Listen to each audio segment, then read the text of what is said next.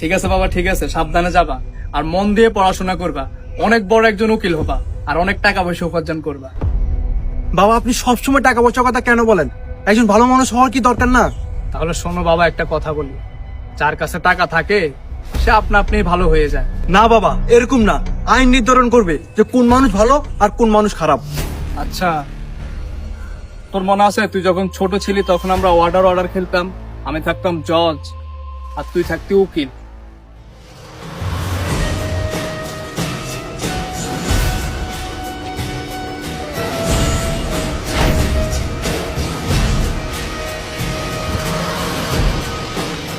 মাননীয় জজ সাহেব, উনি একজন বড় বিজনেসম্যানের ছেলে আর উনি একটা খুন করেছে। এই লোকের বাবা একজন বড় বিজনেসম্যান, তো কি হয়েছে? তাই বলে তুমি তাকে কোর্টে নিয়ে আসবে? তার কেসটা ক্লোজ করো আর তাকে যেতে দাও। কিন্তু বাবা, নেক্সট।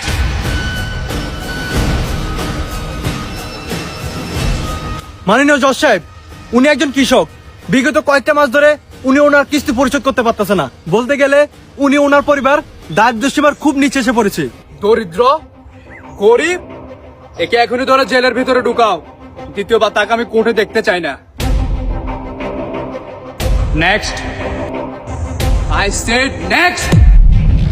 Yes my lord. ওনার নাম হচ্ছে আরে নাম বাদ দাও, নাম বলে কোর্টে সময় নষ্ট করো না। ওর ব্যাংক ব্যালেন্স কত আছে সেটা বলো। আর ব্যাংক ব্যালেন্স তো ওনার কাছে নাই বললে চলে। আবার গরিব, এক কাজ করো, একেও জেলের ভিতরে ঢুকিয়ে দাও। আর নেতার যে ছেলেটা জেলে আছে তাকে বের করে দাও। আর একে জেলে দিয়ে যাবজ্জীবন কারাদণ্ড দিয়ে দাও। নেক্সট। মাননীয় জজ সাহেব, উনি একজন সমাজের অনেক বড় নেতা। উনি একটা মেয়েকে কালকে আপনি এখানে, আপনি তো কষ্ট করে কোর্টে কেন আসতে গেলেন? আমাদেরকে বলতেন, আমরা কোর্ট নিয়ে আপনার বাসায় চলে যেতাম। যাক, কোনো সমস্যা নাই। ইন্সপেক্টর, এক কাজ করো, বাইরে থেকে দুটা গরিবকে ধরবা, ধরে নেতার কেসে ওদেরকে ঢুকিয়ে দাও, একদম ফাঁসি দিয়ে দিবা। হ্যাঁ, নেতার সাথে আমাদের ভুল হয়ে গেছে। হ্যাঁ, এই নেতাকে সসম্মানে বাসা দিয়ে আসবা। নেতা আমাদেরকে একটু দেখবেন। হ্যাঁ, আমাদেরকে একটু দেখবেন। বন্ধ করো বাবা।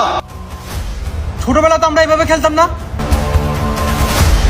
কিন্তু এখন এই খেলা এইভাবেই খেলা হয়। যার টাকা তারই আইন, যার ক্ষমতা, যার পাওয়ার তারই আইন। টাকা না থাকলে কোনো আইন নেই। যাও, টাকা থামো।